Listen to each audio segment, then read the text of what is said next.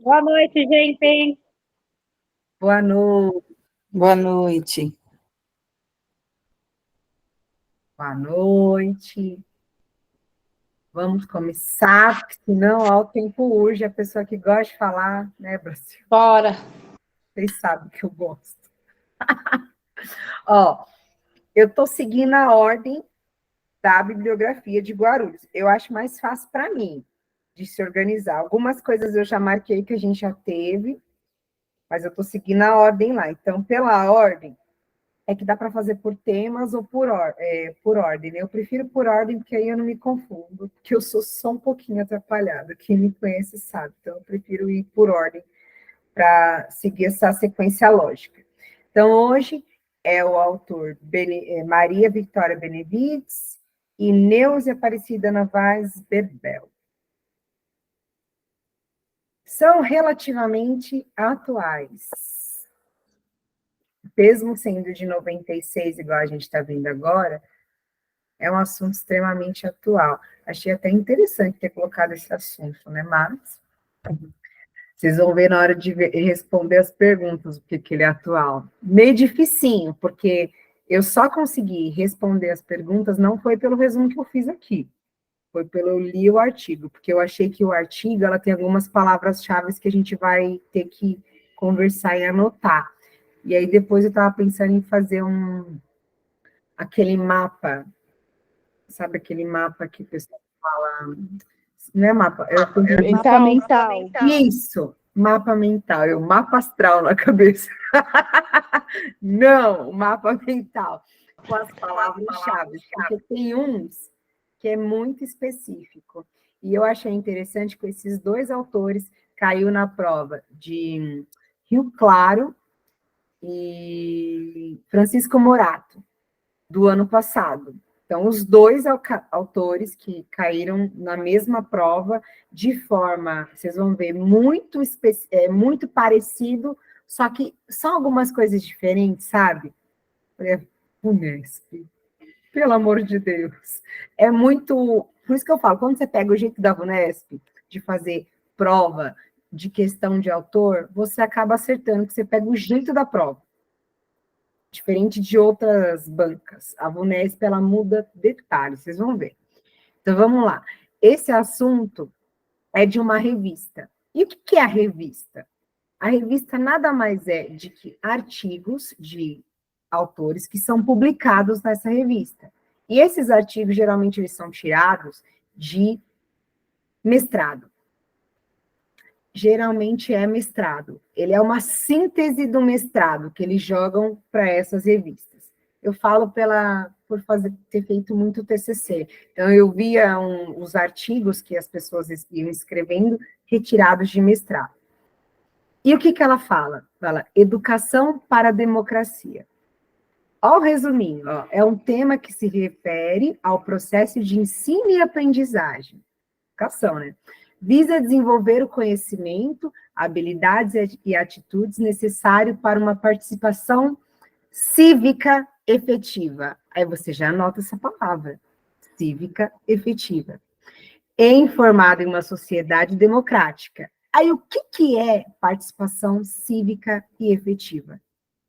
É você tornar esse aluno um aluno que ele seja questionador, que ele pergunte, tá, mas quais são os meus direitos? O porquê que está acontecendo isso? O porquê que o político resolveu isso e isso? Uma educação que seja cívica é a pessoa saber dos seus direitos e dos seus deveres. E aí ela vai falar no artigo dela, conforme eu fui lendo, que não é só ensinar que no Brasil ele é formado pelos 3 poderes: executivo, legislativo, e eu esqueci o outro. Federal, né? Eu esqueci. Não só executivo. Não, executivo, legislativo, e tem mais um que eu esqueci. Judiciário. Judiciário. Não é só você ensinar para a criança que existem esses 3 poderes. É muito mais. É você formar um cidadão crítico, para que ele vá aonde ele vai e saiba ir atrás dos seus direitos. que é o que nós fazemos na escola, quando a gente forma principalmente as mães que são mães de crianças que possuem alguma deficiência física. Aí a gente fala, mãe, não é só direito do seu filho estar na escola, às vezes ele tem algum direito de algum benefício, só que nós vamos formar aqui, essa autora fala, que nós temos o dever de formar alunos que sejam críticos, olá, que tenham uma participação cívica efetiva. Olá. Consiste na formação de cidadão para viver os grandes valores republicanos e democráticos. Republicanos, que tenham noção da república. República é o quê? Ela quer dizer o país. Que seja um aluno que ele seja igual os americanos são, eles são muito patriotas, mas patriotas no sentido de gostar do seu, mas não só no sentido de gostar do seu país, mas de lutar pelo seu país, de ter essa certeza. E democrático, em que sentido? Que nós vivemos uma democracia que todos têm os direitos de falar, de ir e vir e de dar a sua opinião. Ela está falando, então você anota essas palavras.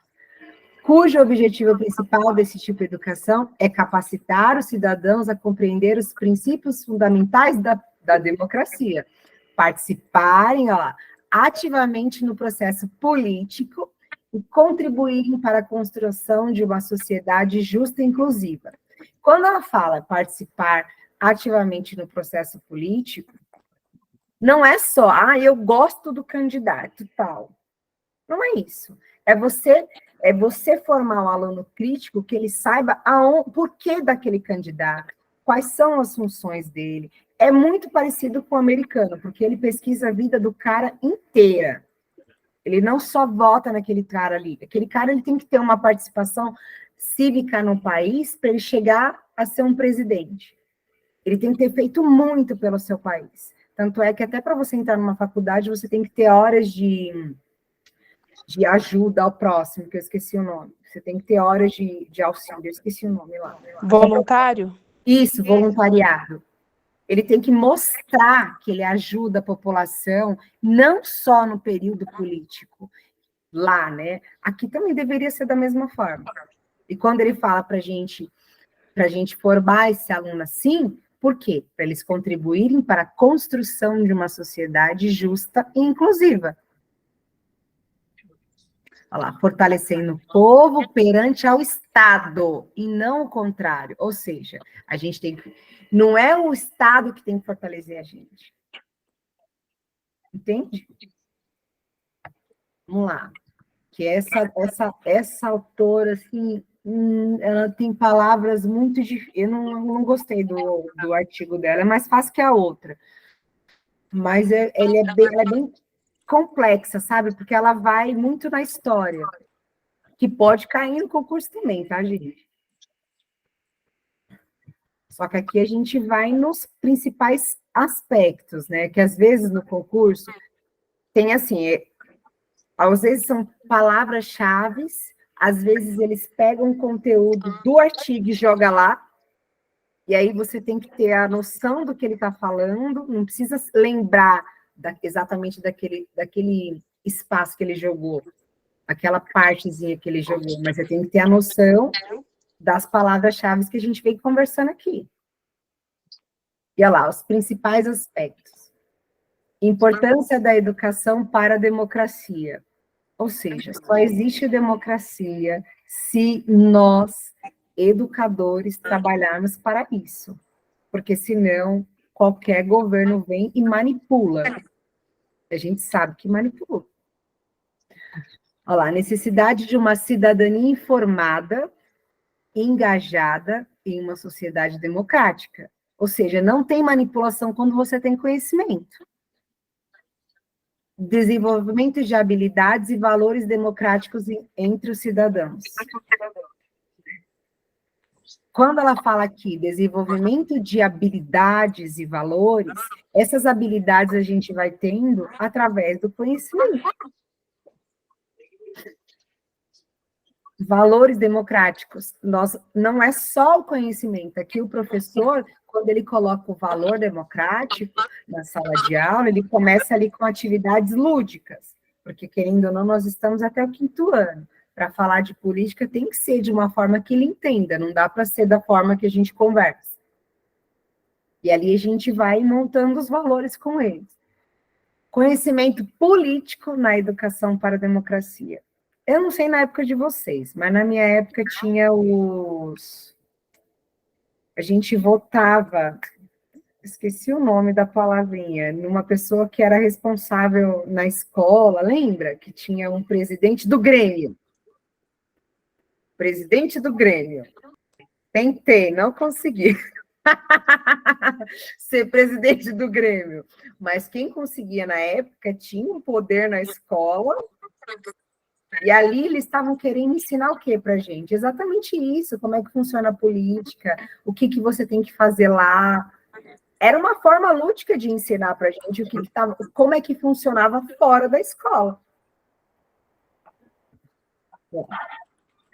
Essa palavrinha, né? Participação cívica e engajamento político. Olha lá, estimula a participação ativa em eleições e tomada de decisões políticas, que a gente pode fazer em debates também na sala de aula com os mais velhos.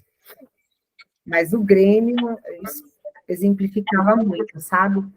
Olha lá, envolvimento em organizações da sociedade civil e atividades comunitárias, que a gente pode fazer na escola, assim, um projeto maior, fora da sala, para incluir esse assunto, sabe? Ó, pensar... Thaís, Oi. com licença, pede para a colega desligar o microfone que está dando interferência, por gentileza. Ah, desligou. Obrigada. Olha lá. Acho que foi pensamento crítico, eu estava nessa parte? Não lembro mais. Olha lá. Você estava na participação cívica e engajamento político. Olha lá, que é estímulo à participação ativa em eleições e tomada de decisões políticas, que dá para fazer num projeto maior, igual eu falei do Grêmio. Ao envolvimento em organizações da sociedade civil e atividades comunitárias. A gente sabe que dá para fazer projetos que envolvam isso. Ó, pensamento crítico e análise política. Só dá para fazer isso e análise política com debates que sejam sempre pautados na educação, no diálogo, mas a gente sabe que se for colocado isso em pauta na sala de aula, ainda mais quando tem eleição, sai um monte de coisa. É importante a gente colocar para que a gente crie esses valores mesmo. Ó, diálogo e resolução pacífica de conflitos, né? Principalmente na eleição passada. Que a gente ensinando as nossas crianças a resolverem, a terem a sua própria opinião e a respeitar a opinião do outro sempre de forma pacífica, a gente também ajuda a construir uma sociedade mais justa, né? Porque foi muito feio o que aconteceu na última eleição, nessa questão de famílias e tal. Trazer isso para a sala de aula é muito importante. Olha lá, e construção de uma cultura democrática baseada na tolerância e no respeito mútuo, que a gente sabe que começa desde pequenininho, né? A importância de colocar esse assunto em pauta no concurso e na sala de aula.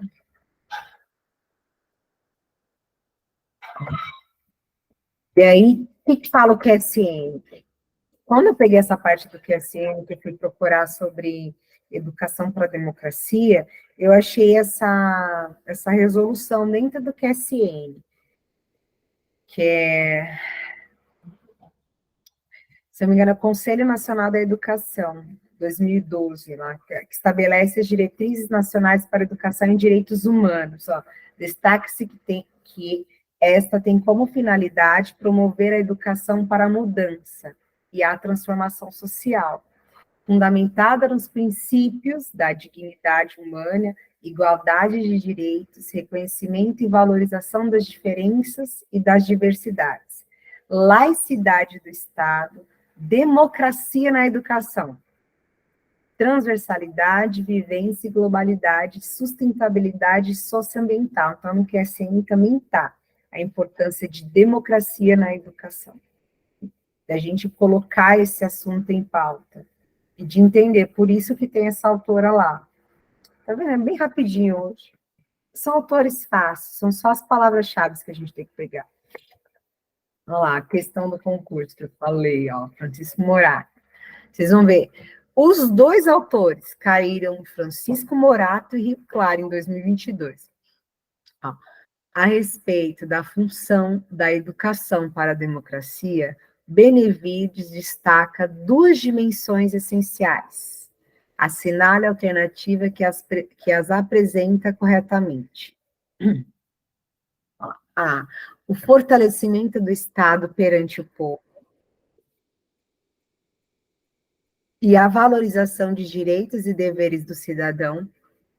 B. A educação voltada aos governantes e às lideranças políticas e a educação voltada a governados e eleitores.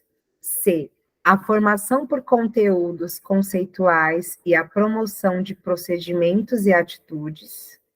D. A formação para valores republicanos e democráticos e a formação para a participação na vida pública. Ou E. O uso do ferramental da gestão democrática, como as assembleias escolares e a adesão do discurso do civismo ou da cidadania. E aí, lembra que eu falei que se eu não sei nada do autor, nessa questão eu Thaís, iria bombar, porque eu não sabia de nenhuma palavra-chave desse autor, ele é totalmente novo para mim. Eu conheço alguns autores da parte de pedagogia, porque eu fiz muitos TCCs em 2020, 2021, ainda faço. Só que a gente nunca estuda, né? Então, ele é muito novo para mim. E, assim, se eu não tivesse lido o artigo dele, até tive que voltar. Eu já tinha meio que feito um resumo e adicionar algumas palavras, porque eu achei interessante as questões das palavras-chave, sabe? Nessa questão aqui. Pode começar, gente, a falar, colocar lá no chat, para a gente discutir, ver que é certo, ver que erra, não tem problema errar, tem que errar agora.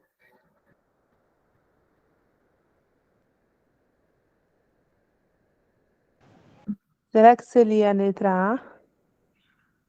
Sei, vamos lá.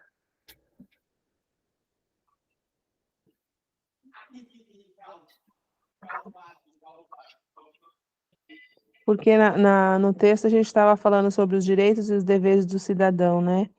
Mas agora o fortalecimento do Estado perante o povo, aí eu já fiquei em dúvida. Lembra que as questões, elas são para isso, para deixar a gente em dúvida. Então, a gente tem que tirar aquilo que a gente vê que é negativo desse autor. E a educação voltada aos governantes não é, né? É voltada às crianças.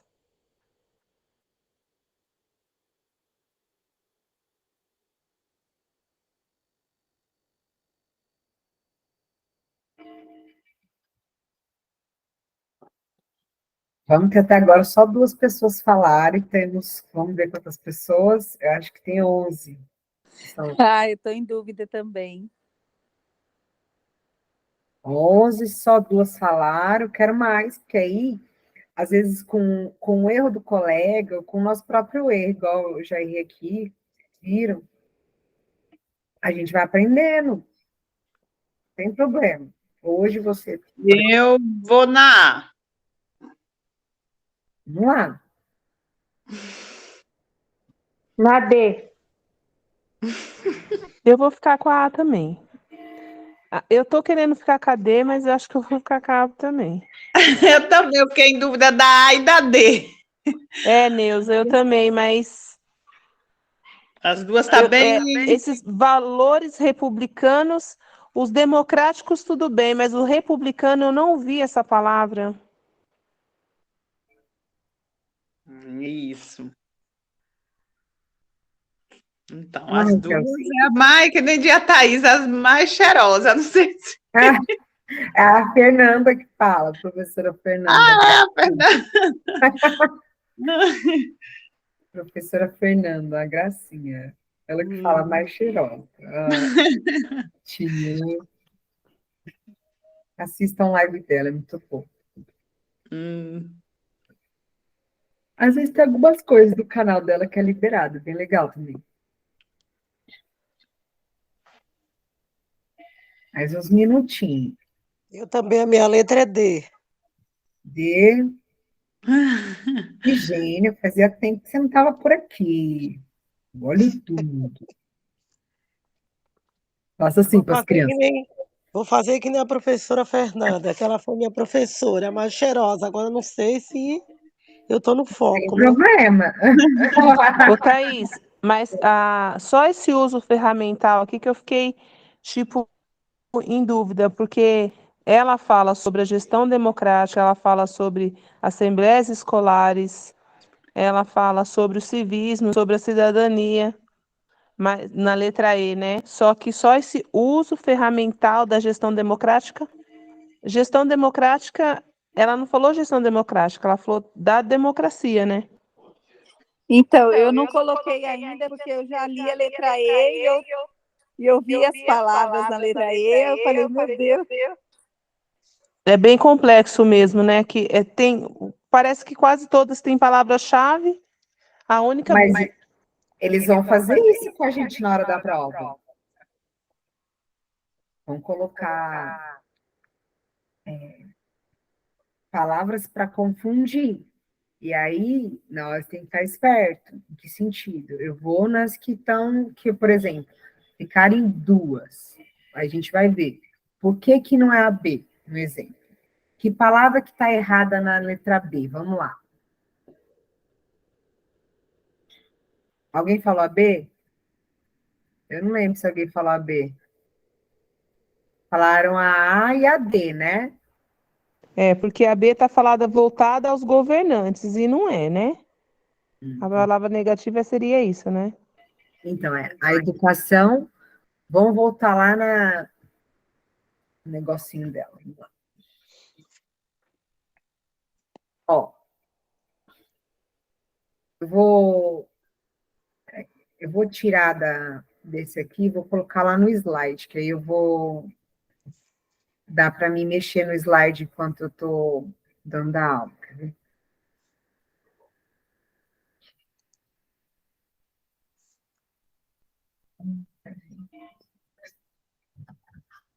Ai, Senhor da Glória. Aqui. Vamos lá. Estão vendo isso daqui, né? A educação para a democracia é um tema que se refere ao processo de ensino e aprendizagem. Visa desenvolver o conhecimento, habilidades, consiste, isso aqui que eu queria mostrar, para uma participação cívica e efetiva, e aí a gente vem aqui, precisa fazer isso aqui, ó. E informada em uma sociedade democrática. Consiste na formação do cidadão para viver os grandes valores, isso aqui eu peguei do artigo dela. Palavra-chave. Republicanos também, ó. Valores republicanos e democráticos.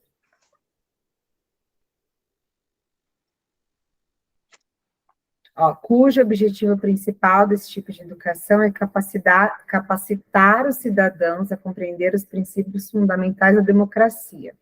Aqui, bem nesse final aqui, fortalecendo o povo perante o Estado, e não o contrário.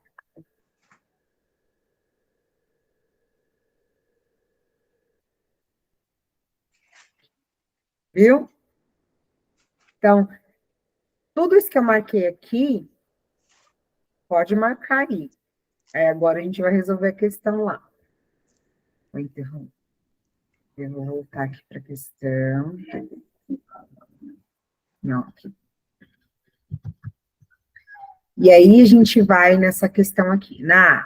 O fortalecimento do Estado perante o povo. O que eu marquei aqui, ó? Fortalecendo o povo perante o Estado. Olha como é que está na A. Então, o erro da A é esse. Vamos tirar a A, que eu falei que não ia tirar A, mas eu não aguentei. Desculpa para quem pôs a A. Perdoa, Pro. Mas eu quero que vocês fiquem espertos. Ficou claro isso? Eles só trocaram de posição, né? Exatamente. Nossa, Porque aqui está certo, ó. E a valorização de direitos e deveres do Estado. Mas aqui está errado. É o fortalecimento do povo perante o Estado. Agora vamos na B. Ninguém falou a B, né? Só falaram a D. Vamos ver se é isso mesmo. A educação voltada aos governantes. Mas a educação é voltada... Ó, a educação voltada aos governantes e às lideranças políticas. E a educação voltada aos governados e eleitores. Tem sentido com... Até se você não soubesse, ó, a função da educação para a democracia, tem sentido a educação ser voltada aos governantes e às lideranças políticas? não. Não tem sentido, porque a educação é voltada para o povo, não aos governantes e as lideranças políticas. Por mais que você tenha colocado, quando eu falo para você tem sentido, é para você refletir, não é para ficar triste comigo, pelo amor de Deus. É para você refletir melhor essa palavra. Estamos aprendendo. A gente não vai ficar triste com você. Thaís, fique em paz. Não é para ficar, porque o intuito é esse, porque quando eu pego, por exemplo, eu errei uma questão esses dias no meu SEMIAD, e aí depois eu parei para ler ela de novo, falei, poxa, na hora que eu li, eu lembrei o que eu estava fazendo. A minha casa estava em reforma, eu precisava fazer o SEMIAD para que eu não perdesse dinheiro, então eu não fiz no intuito de acertar a questão. Eu fiz por fazer. E aí eu estava fazendo 1 milhão de coisas naquele momento. Meu tio estava aqui, ele estava mexendo no quarto da minha filha, aí eu precisava fazer naquela hora, porque senão depois eu ia esquecer. E aí eu fiz e errei. Então, às vezes, a gente está fazendo várias coisas ao mesmo tempo que você está estudando e você não foca o seu cérebro para isso. Então, às vezes, você está com o computador aqui, mas o seu filho está ali, sabe? Está acontecendo um monte de coisa, a sua cabeça não está voltada aqui. Então, não tem problema se você errou. Eu sei que você quer participar da aula, não estou te julgando, estou te dizendo que, às vezes, a gente não consegue ter essa noção, e aí acaba atrapalhando. E na hora da prova, nossa mente ela tem que estar focada, e ela estando focada, é mais fácil de acertar. Entendeu? Porque eu sei como é isso que você está vivendo, porque às vezes minha filha toda hora entra aqui. Então, eu sei o que é isso. Não estou julgando, tá, gente? Mas fica mais fácil de errar quando o seu cérebro não está voltado para uma coisa só. Ó, a formação por conteúdos conceituais e a promoção por procedimentos e atitudes. A formação por conteúdos conceituais, assim. Não faço ideia nem do que é isso, conteúdos conceituais. E aí eu não consigo linkar essa informação com educação para a democracia. Olha lá, a promoção de procedimentos e atitudes, até por conseguir entender quando você fala de ter alguns procedimentos na área da educação e atitudes em prol de uma democracia, mas conteúdos conceituais, eu não consigo entender essa parte, não. Então, eu já não conseguiria colocar essa pensando na lógica do autor, tá? Sempre nesse sentido. Então, para mim, a palavra negativa seria isso aqui, ó.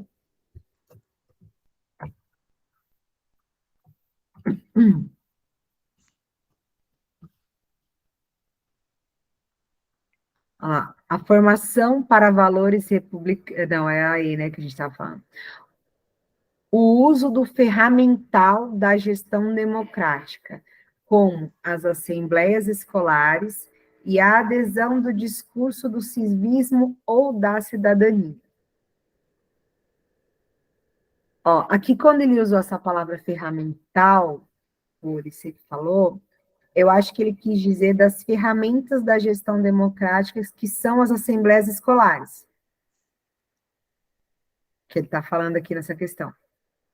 E aí, e a adesão do discurso do civismo ou da cidadania. Aqui fala para você aderir a esse discurso, mas aqui ela fala as dimensões essenciais da educação para a democracia.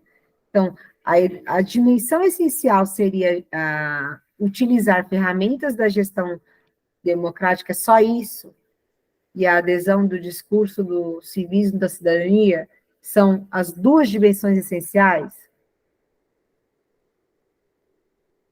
que ela fala no texto dela?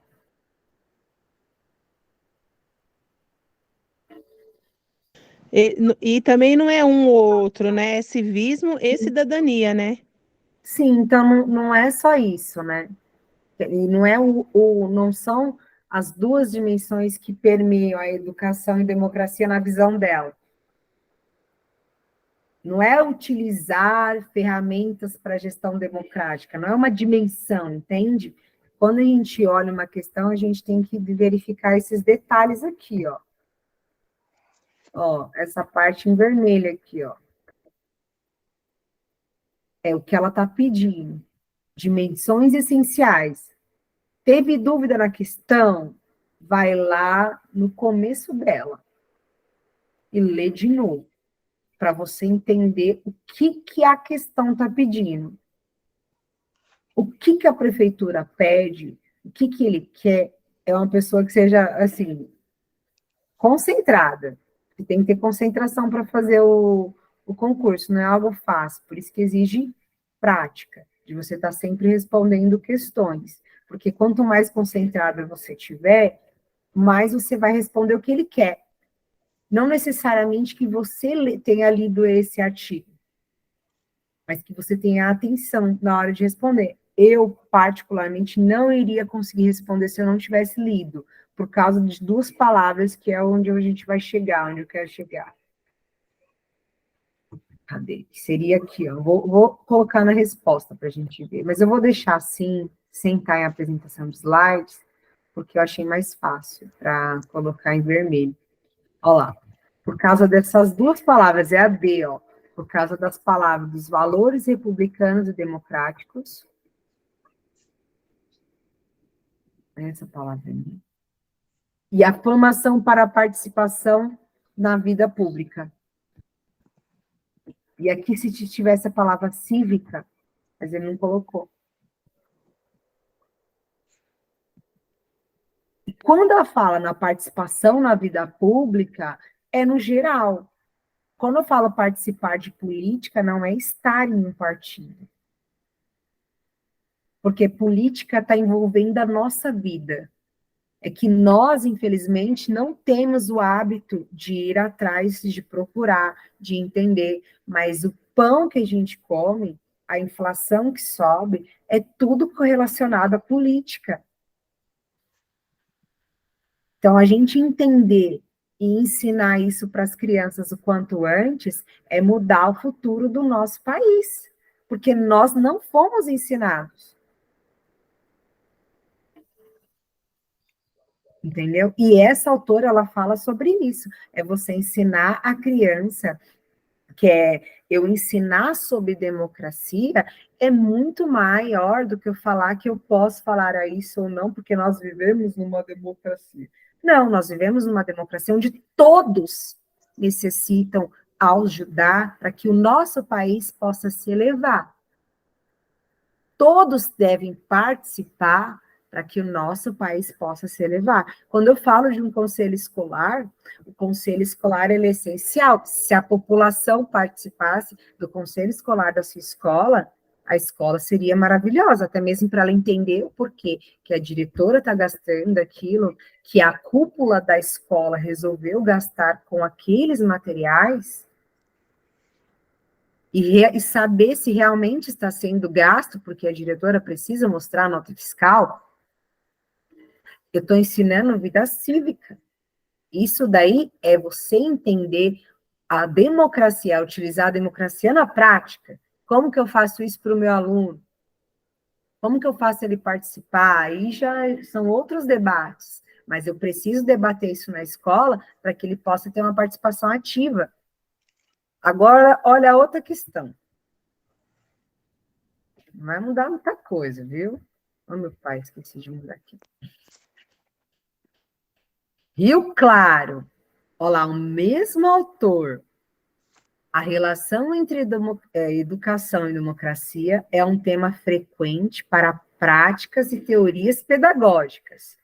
Quando Benevides trata da educação para a democracia, a autor entende que esta corresponde à democratização do ensino, ou seja, foca na universalização do acesso à escola, bem como na permanência do alunado.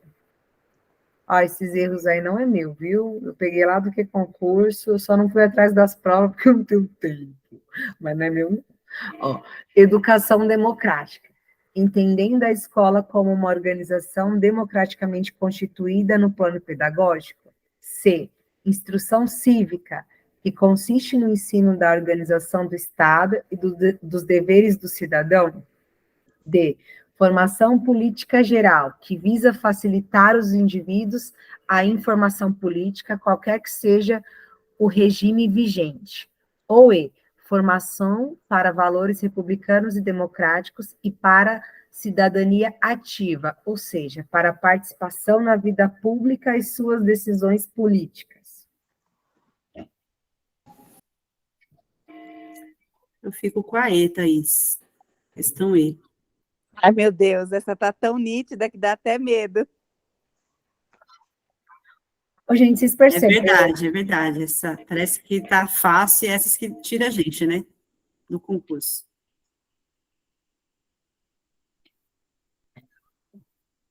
Mas por que você achou fácil? Porque você acabou de fazer uma questão agora. Agora imagina se você nunca tivesse lido a respeito. Seria uma questão fácil? Não seria. Com certeza. Mas é a E mesmo, né, Thaís? É a E mesmo, né? Por que eu falo? Porque, para mim, quando eu bati o olho, eu falei assim, eu baixo primeiro, né, o arquivo, e aí, às vezes, eu dou uma lida, e quando é muitas páginas, eu não tenho paciência, não. Eu sou sincera. Não tenho. Mas aí eu fui bater no olho, não a leitura ruim a dela até que é uma leitura gostosa, porque eu gosto um pouco de história, eu gosto. Mas, então, no caso dela, a valores republicanos e democráticos vai ser palavra-chave, né? eu vou até dar a resposta, porque todo mundo colocou a mesma. É palavra-chave, só que não é só isso. Olha os erros na primeira. Eu só vou aumentar, porque... do slide atual. Deixa eu aumentar, porque fica ruim para mim enxergar aqui. Às vezes eu gosto de olhar para a carinha de vocês. Mas não foi, né? Peraí. Agora vai, tem que mudar. Aqui.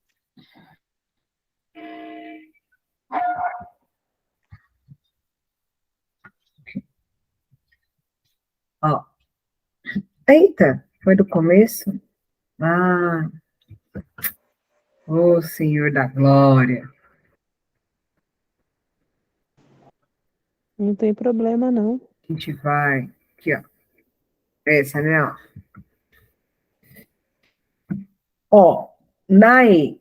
Se você leu, às vezes, democratização do ensino. Tem aluno que, quando vai responder questão de concurso, está tão ansioso que nem quer ler as outras questões, já coloca a primeira. Essa fala de democracia, lá, democratização do ensino, já coloca. Só que, foca na universalização do acesso à escola. Ela não fala sobre isso, o artigo dela. Bem como na permanência do aluno. Não é sobre isso que ela fala. Ela vai falar sobre as práticas pedagógicas voltadas para você construir um aluno crítico. a respeito de política, da importância de você colocar isso em sala de aula. Não dar permanência no aluno, que a gente sabe que tem outros autores que falam disso, mas não é essa. Ó, B, de novo lá, educação democrática. Entendendo a escola como uma organização democraticamente constituída no plano pedagógico. Não fala que a escola é uma organização democraticamente constituída no plano pedagógico. Ela não fala sobre isso. O foco dela é informar um aluno crítico. O foco dela é esse. Olha lá, com valores republicanos e democráticos. Lembra que eu expliquei a respeito, que eu falei, marca essa palavra? Eu sempre dou a dica, vocês que não pegam. Falei, marca essa palavra. Que essa palavra é a palavra-chave. Então, a B já não é, mas por quê? Porque eu li o artigo. Se eu não tivesse esse conhecimento, eu poderia ter colocado essa. Olha lá. Instrução cívica, também. Elas começam todas certas. Que consiste no ensino da organização do Estado e dos deveres do cidadão. Não é só isso. Olha lá, relação entre educação, olha lá. Autor entende que esta corresponde a, quando fala sobre a educação na democracia, ela não corresponde à instrução cívica somente. Não é só instruir o aluno. A dela corresponde à formação política geral, que visa facilitar aos indivíduos a informação política, qualquer que seja o nome do regime vigente. Não é eu falar mal dos políticos, mesmo porque quando a gente ensina um aluno, a gente não está lá para saber dos detalhes. Não é esse o intuito. É instruir o aluno, é capacitar o aluno a sempre pesquisar, a sempre criticar, a entender os seus direitos como cidadão, para poder até cobrar de um político. Como que eu posso cobrar algo se eu não sei nem dos meus direitos?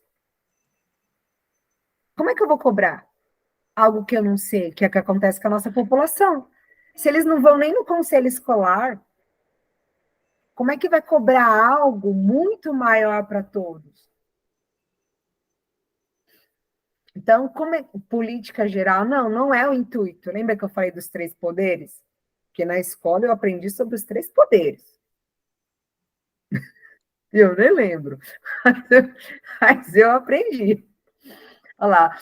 E aí, quando ela fala formação para os valores republicanos e democráticos, é você ensinar esses valores, a compreender, olha lá, para a cidadania ativa, ou seja, participar na vida pública e nas decisões políticas.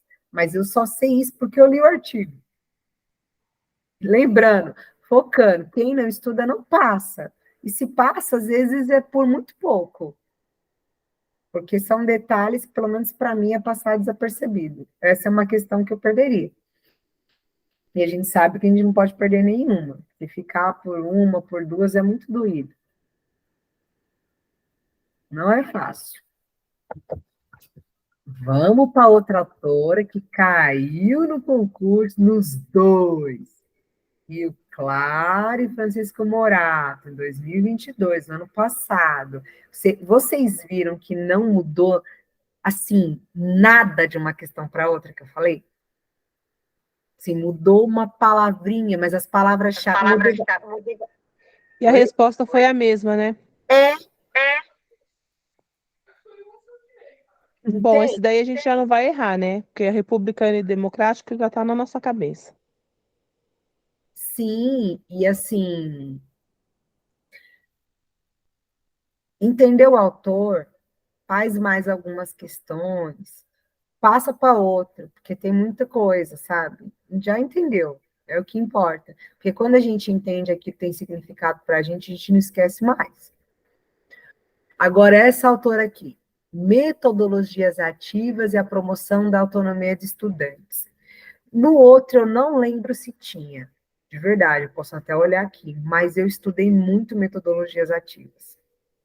Muito, porque depois da pandemia, Metodologias ativas é o que eu mais fazia de projeto para as faculdades, porque é através delas, dessa autonomia que a gente dava para o estudante, que ele ia conseguir estudar sozinho.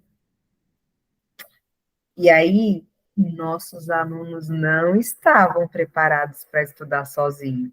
Todo mundo aqui viveu a pandemia. Se você não tem filho, você teve aluno, se você não teve aluno, você teve sobrinho, você teve algum conhecido que estudou em casa e foi uma luta para conseguir estudar sozinho. Só que na Europa, isso já é feito, ó, Europa e Estados Unidos, há alguns anos, estudando sozinho. Então, para eles passar a pandemia e estudarem sozinhos foi muito fácil. Agora, para nós foi um desafio. Então, no Brasil, metodologias ativas, as faculdades, ó, pediram.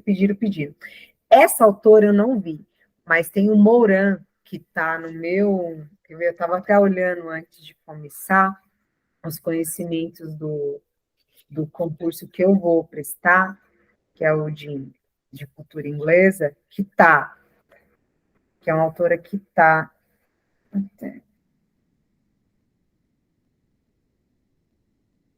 Tem hora que foge as coisas, né, Brasil? Eu li agora e fugiu. Que, se eu não me engano, é o Mourão, que eu já peguei os papéis aqui, me embananei toda, com um monte de coisa, que a minha coordenadora imprimiu para mim. Então, mas voltando, é metodologias ativas e é para isso, para promover e dar autonomia para o aluno conseguir fazer as coisas sozinho. É introduzir métodos de ensino para que ele tenha essa autonomia na sala. Aí agora, olha o que ela fala. De cara, ela já fala isso, né? Ó, a importância das metodologias ativas na promoção da autonomia dos estudantes. São abordagens de ensino que colocam o estudante como protagonista de seu próprio processo de aprendizagem. Não é isso que a gente faz na escola, que a gente tenta fazer na escola? É colocar o aluno como protagonista do ensino. E eu falo que tenta porque eu estou sempre aprendendo, igual eu falo para vocês. Cada vez que eu percebo num erro, eu percebo que eu não coloquei ele como protagonista. E quando eu coloco, eu vejo o desenvolvimento. É muito maior. Essas metodologias incentivam a participação ativa dos estudantes, envolvendo em atividades práticas, discussões e resolução de problemas e projetos. Tem o potencial de desenvolver a autonomia deles, né? Estimulados a tomar decisões, buscar informações, trabalhar em grupo e construir seu conhecimento de forma significativa. Olha lá, onde a autonomia é uma habilidade fundamental para a formação de cidadãos críticos e atuantes na sociedade. Aí aqui ela fala em diversos estudos de caso que ela fez baseado em problemas, aí fala em problemas, em projetos na sala de aula invertida, entre outras. Essa sala de aula invertida, eles faziam muito esse estudo deles estarem fora de casa, estudando em casa, não na escola. Por isso que eu falo que eles já tinham essa habilidade de estudar fora de casa. Tanto é que lá nos Estados Unidos eles já estudam em casa, eles podem escolher entre estudar em casa e estudar na escola, né? Vamos lá. A autora também aborda os desafios e resistências enfrentados na implementação das metodologias ativas, como a resistência dos professores em adotar uma postura mais facilitadora e a necessidade de estrutura e suporte institucional adequado, que nem toda escola tem internet. Não foi o que aconteceu na pandemia? Nem todo mundo tinha computador. E aí só tinha o celular. E aí como que você tinha que fazer, como você tinha que lidar? Cada pessoa aprendeu de um jeito. Só que as metodologias, elas estão aí para isso. É um método que você ensina a pessoa não estando perto de você. Como que ela vai aprender sozinha? Primeiro, ele coloca a criança aprendendo junto com você. Depois, ela vai estar fazendo aquilo sozinha. Fora de casa. Comentário fora da escola. Thaís, Oi. desculpa atrapalhar, mas eu vou ter que sair, que me dá uma crise de tosse, que eu não paro mais de tossir. Então, depois você vê no YouTube, eu coloco amanhã de manhã. Ah, tá bom. Obrigada, viu, Mori? Boa noite para vocês. Imagina, boa noite, melhora. Obrigada. Ó, ela destaca a importância de repensar o papel do professor, que passa a ser um mediador e facilitador da aprendizagem. E ressalta a necessidade de uma mudança de paradigma na educação. É o que a gente sempre fala. Essa mudança de paradigma na educação, acho que é uma dificuldade geral, de você tirar o tradicional que está implícito em você. E olhar que hoje em dia a gente não aprende mais só dentro da escola, a gente aprende muito mais fora da escola. E se tiver a necessidade de vier uma outra pandemia, as crianças devem estar preparadas. Então, por isso a necessidade de ensinar tecnologia desde muito pequeno. Por isso a necessidade de ensinar eles fazerem sozinhos, terem autonomia de pegarem, começar desde o B1 a fazerem as coisas sozinhos, desde que eles tenham. É tudo de acordo com a capacidade de cada idade, mas é você dar essa autonomia cada vez maior. E é um desafio, ela mesma coloca, você colocar isso na cabeça do professor. Que é muito mais fácil para o professor fazer pelo aluno naquela hora do que ensinar ele a fazer, dá muito mais trabalho fazer sozinho. Essa autonomia é muito difícil, você ensinar o professor a ensinar. Eu falo por mim, porque para mim foi uma dificuldade deles fazerem alguma coisa sozinhos. Eu achava que eles não eram capazes. Mas por quê? Devido a uma incapacidade minha mesmo de visualizar. Depois que eu vi que eles eram capazes de fazer sozinho, o negócio deslanchou. Fazem muito mais coisas sozinhos que às vezes eu nem imaginava. E eles vão se desenvolvendo. E a metodologia ativa, ela tá para isso. O objetivo dela é fazer isso. Ô, Thaís, Pode falar. a metodologia ativa, do jeito que você está explicando, está fazendo eu me lembrar da alfabetização e do letramento, né? Porque eles caminham juntos e antigamente eles levavam em consideração só a alfabetização e agora tudo que eles vêm trazendo, eles já vêm com uma bagagem, né? Que é o letramento, né? Vem com uma Sim. bagagem. É a mesma coisa, né? O Você professor coloca. antigamente não levava em consideração o que eles já sabiam. E agora eles já vêm com a bagagem e as duas coisas andam juntas, né?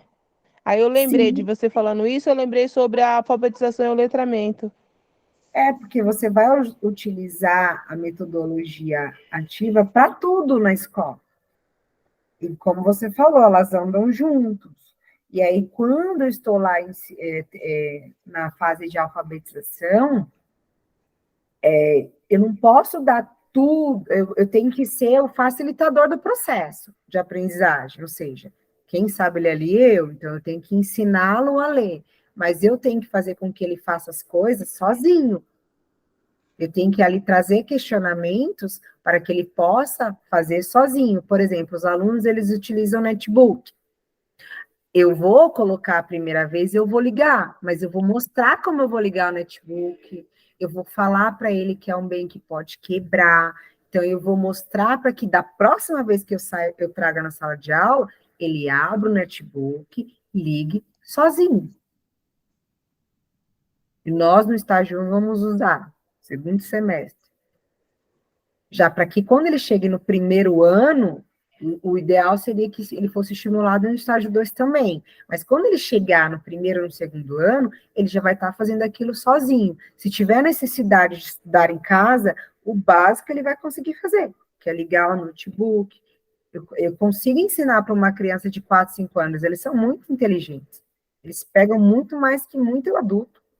A mente está fresquinha, né? A mente está Eu vejo fresquinha. lá na escola, por exemplo, tem self-service, né? Agora chegou mais a terceira salinha, né, de estágio. Mas, por exemplo, quando eles começaram, eles ficavam olhando o carrinho de self-service, tipo, o que é isso? Né?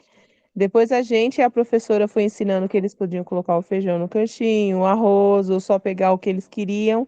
E agora eles pegam o pratinho, passa, coloca o que quer pega o colherzinho e vai embora. E é engraçado que antes do professor na sala e a gente orientar eles ficavam parados ali sem saber o que fazer. Na verdade, o professor que né, você é mediador deles, Isso. ensina como faz e eles são tão inteligentes que aprende rapidinho, né? A gente que acha que não, mas eles são muito inteligentes.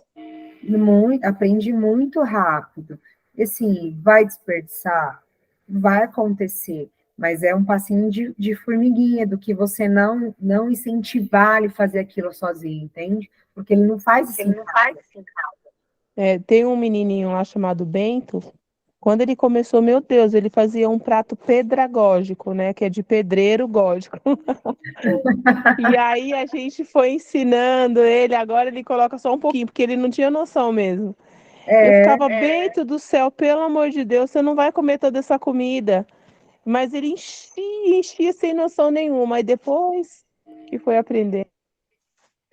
você vê que, assim, quando você fala assim, não tem noção, porque ele não sabe mesmo. Ele está aprendendo. E aí, assim, ele fazer aquilo sozinho, você leva a autoestima da criança, né? Porque ele viu que ele é capaz. E quando a gente vê que nós somos, por exemplo, quando eu acerto uma questão, é um exemplo, a minha autoestima vai lá em cima, não vai? Porque eu vi que eu fui capaz de acertar. Eles também, a mesma coisa, de fazer sozinho, eleva a autoestima, melhora em tudo, não só na aprendizagem, né? Mas a metodologia ativa é isso, ó lá.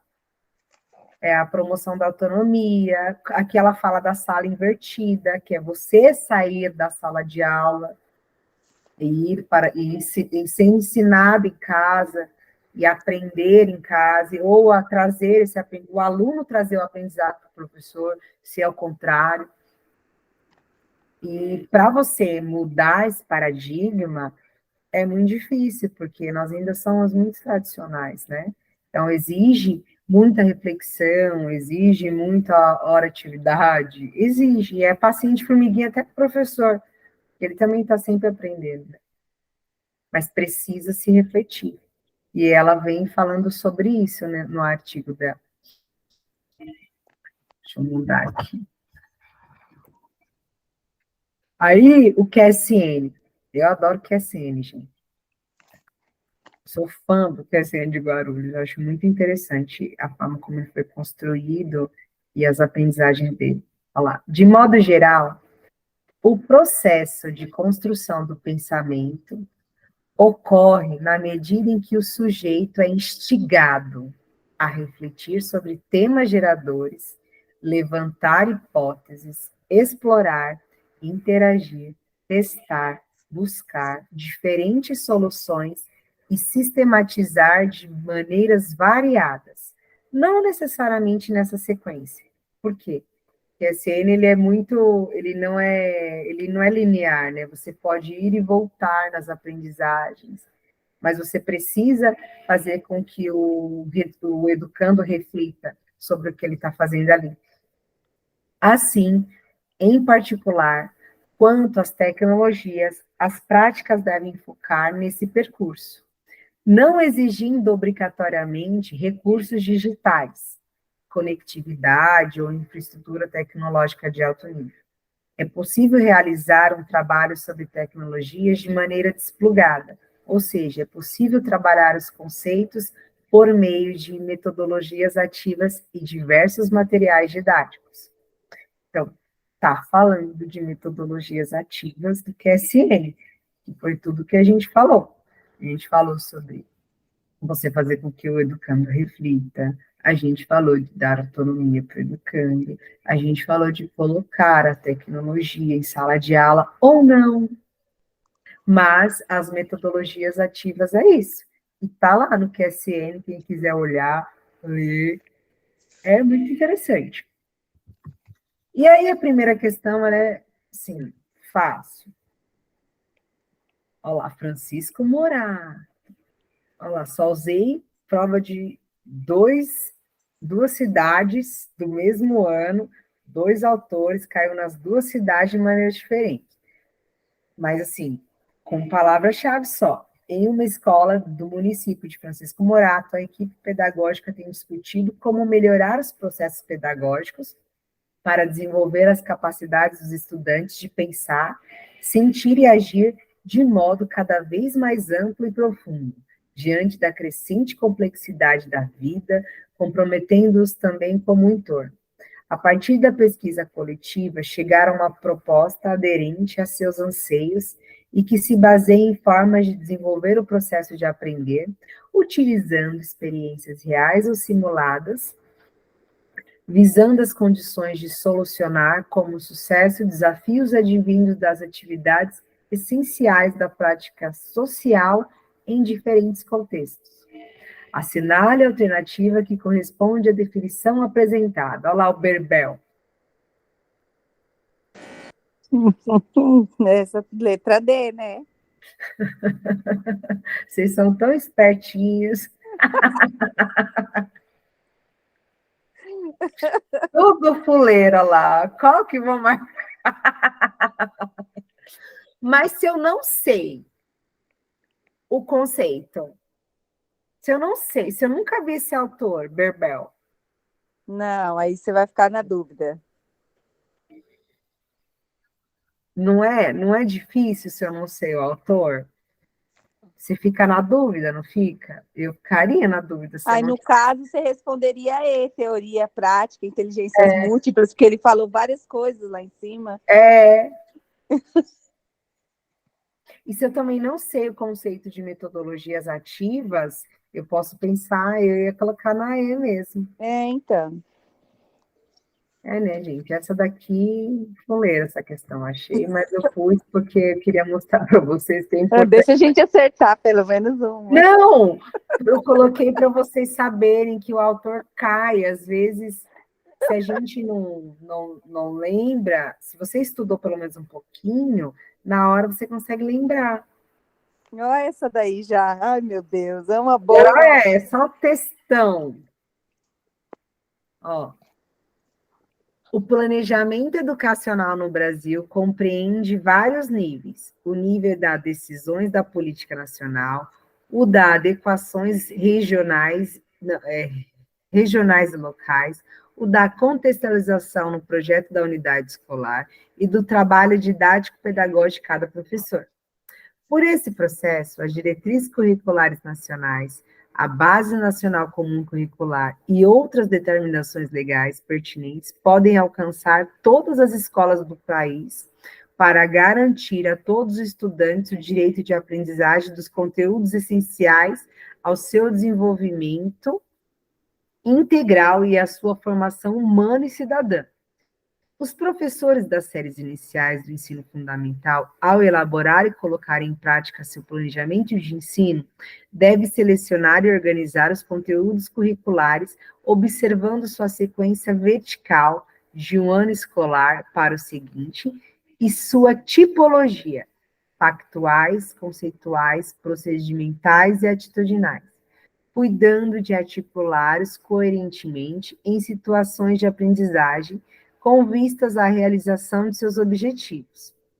Lúcia, a professora das séries iniciais do ensino fundamental, está há 3 anos em uma escola cuja gestão promove o trabalho docente cooperativo em favor de uma aprendizagem significativa para seus alunos. Os textos de Berbel, 2011, e de Lopes, 2009, auxiliaram o grupo na reconstrução crítica de situações de aprendizagem, articulando conteúdos factuais e conceituais de história e geografia com habilidades, atitudes e valores pertinentes, favorecendo os alunos às aprendizagens iniciais, às quais eles têm direito. Nestes textos, os referidos autores explicitaram uma abordagem didático-metodológica que resgata experiências históricas da educação infantil e do ensino fundamental, de renome internacional, que valorizam o contato com a natureza e agrega dimensão lúdica, sempre pertinente. B. garante a memorização de conteúdos disciplinares que são pré-requisitos para a sequência dos estudantes até a universidade, além de garantir o sucesso nas provas e assim combater a evasão. C. Tem sido aplicada com grande sucesso em países desenvolvidos, valendo-se do avanço das novas tecnologias para o barateamento dos custos com o pessoal, o que é bom para os países pobres. D. Considera os alunos como sujeitos que constroem conhecimento, interagindo e dialogando sobre a realidade que compartilham, problematizando-a e buscando soluções de forma ativa e responsável. Ou E. É capaz de formar, também em nosso país, brasileiros e brasileiras com conhecimentos da história e da geografia de sua terra natal, dotando-os de argumentos para defendê-las como civismo e patriotismo? Eu vou na letra D. Com certeza. D também. É um textão, né, gente? Nossa, tá com sono, hein, Thaís? Eu também tô aqui quase. Acordei igual você. Não, eu não acordei muito cedo, não. É porque teve um acontecimento aqui na minha família e eu tive as madrugadas sem dormir aí. Meu cunhado que faleceu. Eita, pô. Meus sentimentos. Na verdade, não faleceu porque ele quis, não, né? Mas É difícil, né? É fácil, não.